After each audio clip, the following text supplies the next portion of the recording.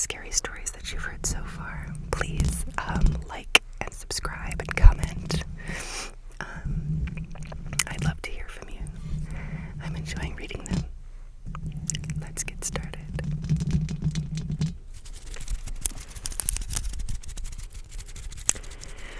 When I was about 14, I went ghost hunting with my friend. Where I lived was near the ocean, and the neighborhood connected to mine had some docks and private little covered area with a stone table. We've gone down there many times to stargaze and talk about life in general. On this night, when we came down to the dock, there was no wind, and it was a calm night. At one point, the wind picked up hard, and I was almost blown off of the dock. My friend was able to grab me before I fell off. We laughed about it, thinking nothing of it. I looked towards a tree line, and I see something in the bush. It looked vaguely humanoid, but it was blacker than the shadows. Its limbs looked very spider-like, and it had glowing red eyes. I saw it look from the dock to me, almost curious. I got this feeling in my gut that we didn't need to be there. When it started moving out of the shadows towards me, I pulled on my friend and we started running. That area had a freaky vibe to begin with.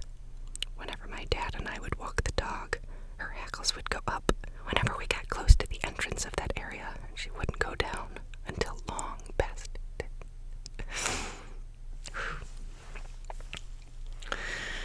Interesting, like a little, skinwalker creature maybe. Something that's humanoid but has a spider-like appearance, that's icky. Now these are supposed to be true stories. These are supposed to be real experiences from Reddit users. Well, I'm not gonna go hang out with that thing, that's for sure. Alright. When my sister was 4, she woke up one morning and asked my dad, "Why were you looking at me last night?" And my dad laughed, and my mom asked her, "What do you mean?" My sister then grabs a kitchen chair, faces it toward our bedroom door, and sits in it. Then she says, "Like this, Daddy. You were sitting like this, and you were watching me sleep." My mom gives my dad a look, and he says, "I don't know what you're talking about, sweetie, but I was with Mom all night." It never happened again, but my sister still remembers it, and when you ask her about it now, she'll say that she doesn't think it was our dad looking at her, just something that looked like him. Ew. Oh, I hate mimic stuff. If it was a mimic. Okay, that's freaky. Let's see if I can find a little longer one. I got some short ones, a couple long ones.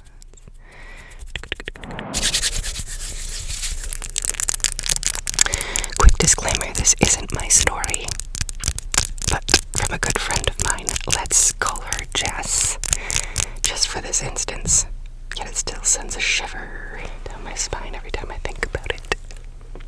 So, my friend Jess once drove back home from her parents' house through a rural area in southern Germany. Least to say, it was late at night, and a relatively quiet ride until the road ahead was suddenly blocked by what she described as a large log. She was super annoyed by this because it was literally the only road she could have taken back without driving for another hour or so if she decided to drive back again, etc. When she got out of the car to further inspect the roadblock, she didn't notice anything out of the ordinary. Germany is pretty tame when it comes to wildlife in rural areas, so there's usually no serious wildlife encounters apart from hedgehogs or a deer. And she began to move the log out of the way.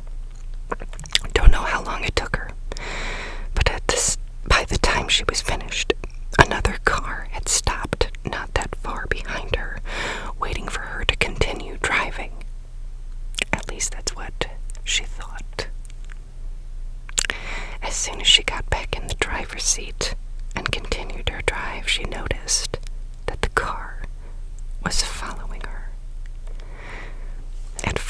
she assumed it might have been coincidental because on a singular road with nowhere else to go, it was the only natural thing that another car would take the same route as her. But it got weirder as soon as they entered the next town and the car was still following her. She panicked, called the police, informing them about the situation and that she's driving home so that they can intercept the stranger as soon as they arrive at her home address. Since she was relatively close to her house already, she knew it'd take the police probably a few more minutes till they got there as well, so she decided to park a few houses away to not appear suspicious. She continued to sit in the driver's seat to see if the car was still around, and indeed, the stranger even parked directly behind her. At this point, she had the pepper spray at the ready, and the doors locked from the inside, and was obviously super anxious when a man got out of the car, walked up to her window, waving at first, and then gesturing towards the back of the car. Confused by this, she decided to roll down the window a tiny bit to ask, "What's up with this guy?" The man explained he had only been following her till now to tell her that, while he approached her car by the roadblock, a stranger had snuck into her trunk and is probably still there. Jess was absolutely bewildered, yet terrified by this. She couldn't believe the guy outside her window at first. But he then showed her that he's called the police prior to their conversation on his phone, so she trusted him enough to get out of the car. Soon after, the police arrived and opened her trunk and arrested the guy that had been hiding in there. Turns out her initial stalker was telling the truth and was really trying to help her out. I don't really have the details on who the guy was in the trunk, but I've been told he was definitely having ill intentions, probably breaking into her house or whatnot. I never drove around with an unlocked car. The ones that I drove don't lock automatically since then, and I always check every window and my trunk before I get into my car. P.S. The car she drove at the time was a Skoda Octavia, so the trunk was directly connected to the front of the car, which makes it even scarier since the guy could have just crawled to her from the back seat.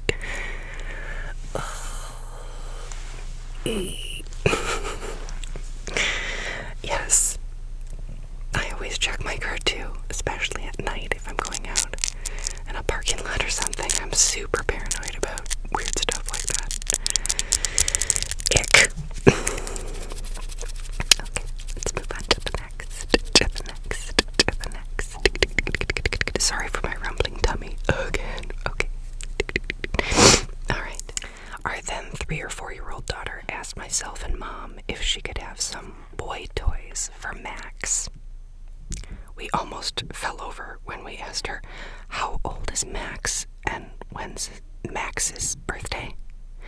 She answered with a frustrated expression as though we should know the answers.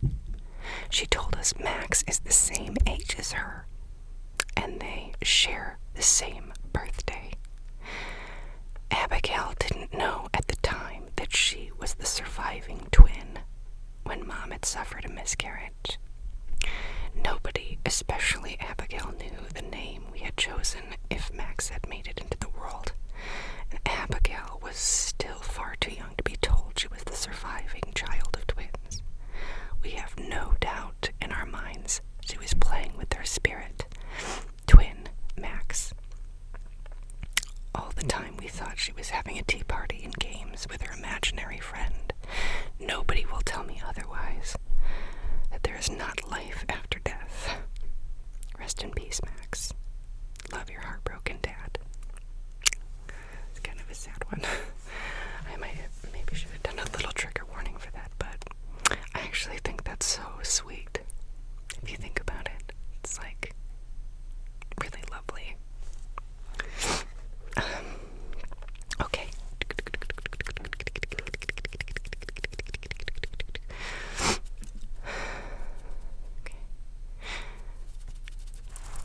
is called He Only Comes During the Day, as this is titled. My wife and I have lived in our house for 3 years. It's an older house built in the 50s. There were a few times when I was at work that my wife would call me and tell me she heard footsteps, talking, and doors being closed when she was alone during the day. I always take her seriously. I never want to be that asshole husband or boyfriend in the horror films that calls their wife crazy and gaslights them. Calls like those have happened a few times, then over time, and we didn't really speak of it. About 2 weeks ago, we were coming back from the grocery store. My wife was backing into her driveway, as she often did. Footsteps of my own. That's my kids. As she often did. I was looking at her rear backup camera when I saw a man standing with his back to us, facing the front door. I at first assumed it was the Amazon delivery or someone dropping off a landscaping business card, but they were so blurry. I whipped my head around to get a better look with my own eyes, and there was no one there. I immediately turned to my wife with a look of shock. You saw him, didn't you? Sometimes he stands near the trash cans. Sometimes I see him out the living room window, she said to me very nonchalantly. She even told me one time she got a good look at his face one day. She was folding laundry in the living room and looked up to see his face pushing through the wall. Like the spandex wall trick from the first Nightmare on Elm Street. He seems pretty harmless, she said. He never comes inside, and he only comes during the day. Oh, no. No. I'd rather that be Amazon delivery. Okay.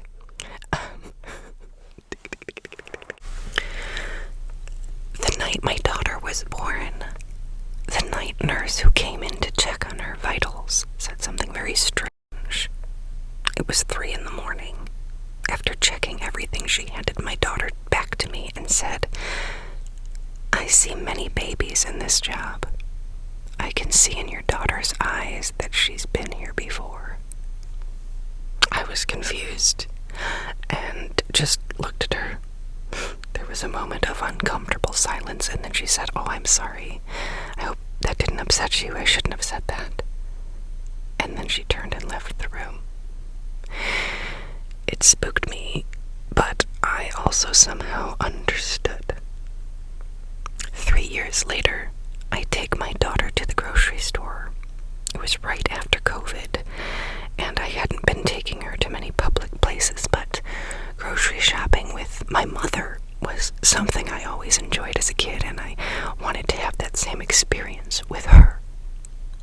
My mother had died over 20 years ago, and I have never talked to my daughter about her grandmother, and she's never asked. She's only 3. As we were heading home, I asked her, Did you like grocery shopping with Dada? She replied, I always like shopping with you, Dada. When you were little, I took you shopping. You were in my stomach, and I took care of you. And now you take care of me.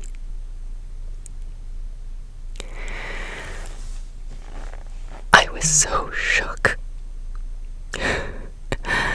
I was so shook.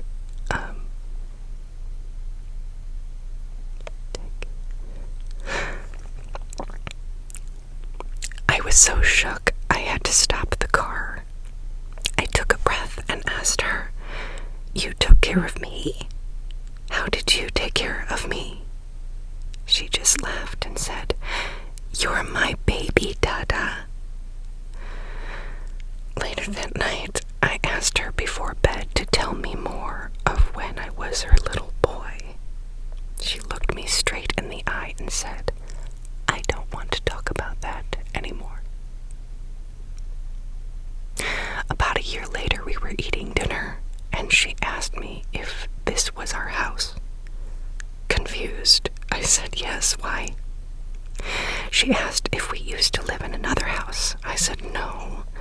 This has always been our house since you were born. She looked confused and furrowed her brows. She said very insistently that we lived in another house before this. We did. We used to live in another house. I remember it was yellow and it looked like this. She motioned in the air, an up and down zigzag shape. Well, the house I grew up in with my mother was yellow and had 2 prominent gables. She's never seen a photo of my childhood home before. One night, when she was around 5, we were laying in bed, and she told me she needed to tell me something important. She was very excited and stood up in bed and insisted I pay attention. Your mom is this old, she said as she spread her arms wide. And you're only this old, she said as she held her palms close together. Do you understand, Dada? She's so big and very old, and you're new. You're still a baby. I asked her why she wanted to tell me this and how she knew, and she said it was inside her and needed to come out. Then she said, when you're sad, if you want to, you can call me Judy. It's okay if you want to. That was my mom's name. She's 6 now, and lately has taken to calling me by my childhood name. Imagine Bobby instead of Robert. No one else calls me that or has since I was a kid. Sometimes I ask her, why are you calling me that? I'm your dad. And she just replies, that's your name. That's what I want to call you. Oh man. That's a lot to unpack, isn't it? I mean, I've heard so many and read so many reincarnation stories. I mean, it's freaky, but I'm starting to think, I don't know, there might be something to that, because for little kids to know what they know,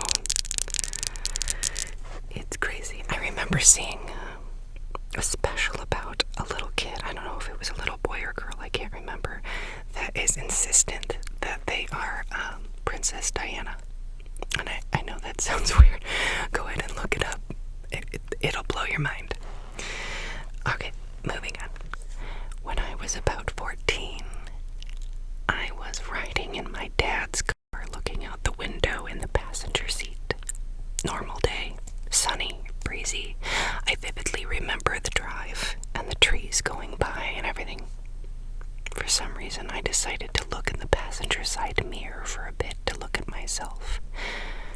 Reading over and over, objects may be closer than they appear, that message, and then looking away periodically. Then, when I looked at the mirror for the final time and looked away, I could see my reflection looking back at me for 2 whole seconds. Making eye contact gave me horrible gut-sinking feeling, and I screamed. When I did, my dad swerved the car, and we almost hit the guardrail on the road we were driving on.